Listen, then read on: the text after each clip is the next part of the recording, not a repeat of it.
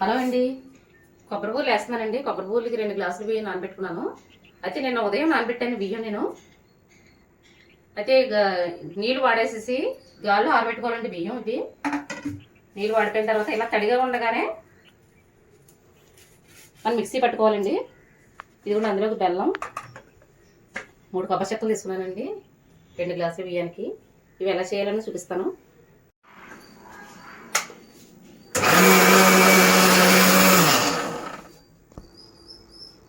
ఇదిగోండి పిండి అయితే మిక్సీ పెట్టేశాను.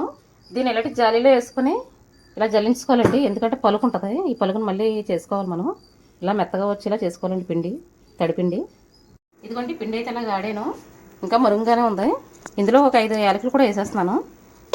వేసి ఆడేసుకుందాం మళ్ళీ. పిండి అయితే మొత్తం జల్లించేసానండి. తడ ఆరిపోకుండా ఇలా నొక్కి పెట్టి పెట్టాలి. పిండిలో తడ ఆరిపోయిందంటే బూరెలు అయితే సరిగ్గా రావండి. ఈ విధంగా నొక్కేసి మన పాకం పట్టేలాగా మూత పెట్టేసుకుందాం. 1/2 కేజీ బియ్యానికి 400 గ్రాములు బెల్లం వేసుకోవాలండి.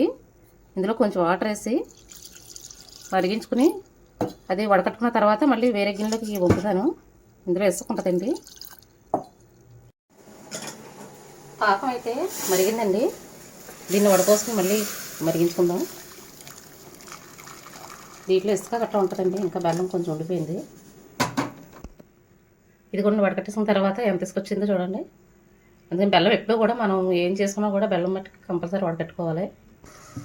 కొబ్బరికాయ కూడా ఇలా తురివేసుకున్నానండి. మిక్సీ పెట్టేశాను. అయితే పెద్ద కొబ్బరి చెక్కలు అయితే 2 చెక్కలు సరిపోతాయి. చిన్నవి కనుక నేను 3 చెక్కలు వేసాను నేను.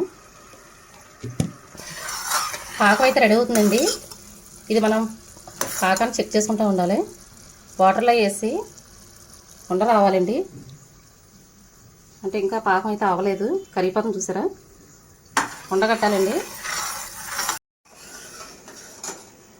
పాకం అయితే రెడీ అవుతుందండి. పాకం అయితే ముద్ర పాకం రావాలి. మనకు వాటర్లో వేసిన వెంటనే ముద్ద కింద రావాలి.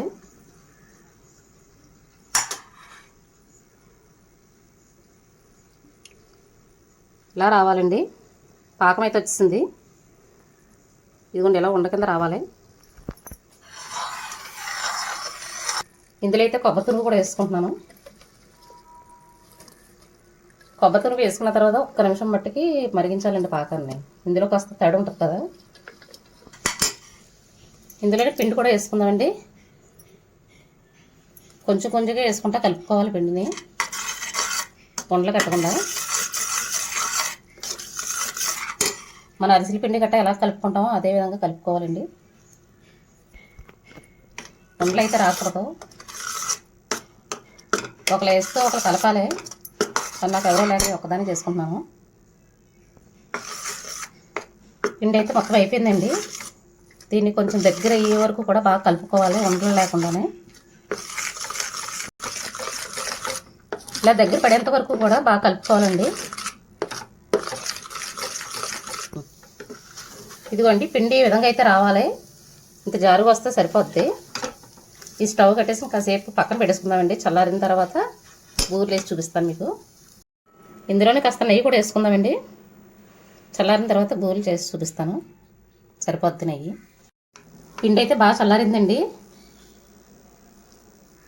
ఇదిగోండి ఈ మాత్రం ముద్ద తీసుకోవాలి. తీసుకుని ఇలాంటి కవర్ మీద నెయ్యి అయితే రాసుకుని బూరె కింద ఒత్తుకోవాలండి. పిండి ఇలా గట్టిగా కరెక్ట్గా ఉండాలండి. పలసగా అవుతే బూరె అయితే రాదు. వంట అయితే సిమ్లోనే పెట్టాలండి.